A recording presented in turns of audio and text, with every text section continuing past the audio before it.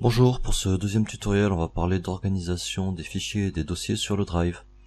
Une organisation a pour but de rendre la vie plus facile aux élèves, et puis on verra que ça va nous rendre la vie facile à nous aussi, parce qu'on va organiser nos fichiers, nos dossiers d'une manière simple, répétitive, avec laquelle les élèves vont pouvoir se familiariser assez vite.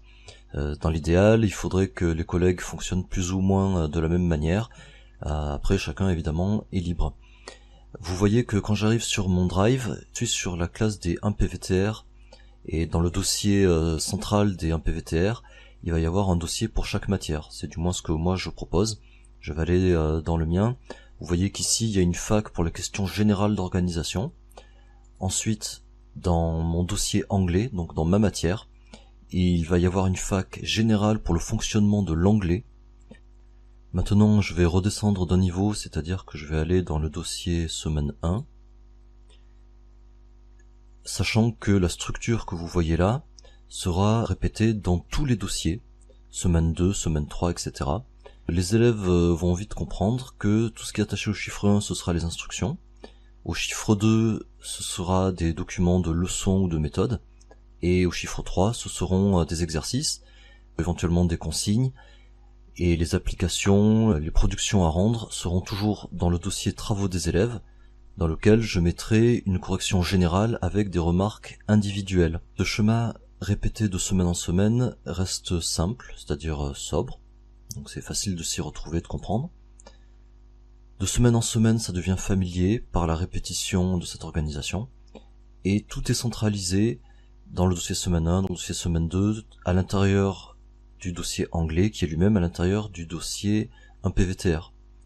Ça évite de disperser mes dossiers, par exemple de créer un seul dossier anglais dans lequel je pourrais entasser tout un tas de documents et d'images. Au bout d'un moment, on s'y retrouve plus, c'est le bazar, et pour les élèves, ça ajoute une difficulté supplémentaire dont ils n'ont pas besoin. Un point sur lequel je voulais revenir aussi, dans les instructions, les élèves sauront que chaque semaine, ils auront un tableau où poser des questions sur le cours. Je dis bien sur le cours, et pas sur l'organisation générale du cours d'anglais, ni sur l'organisation générale de la classe de 1PVTR à distance. En guise de conclusion, je suppose que tout le monde devrait se poser ces questions. Est-ce que la méthode que vous allez utiliser pour vous organiser sera adaptée sur le long terme, puisqu'on ne sait pas combien de temps on va devoir s'organiser comme ça?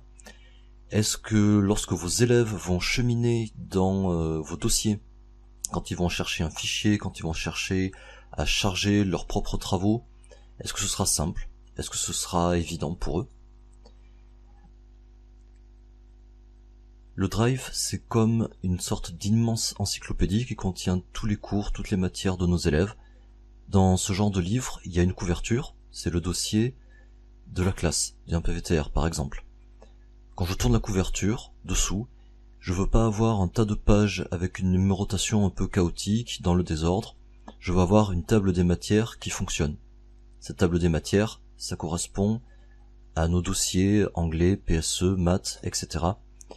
Et à l'intérieur de ces dossiers, évidemment, il faut avoir un chapitrage qui fonctionne. C'est ce qui va marcher, c'est ce qui va faire que nos élèves vont réussir à s'en sortir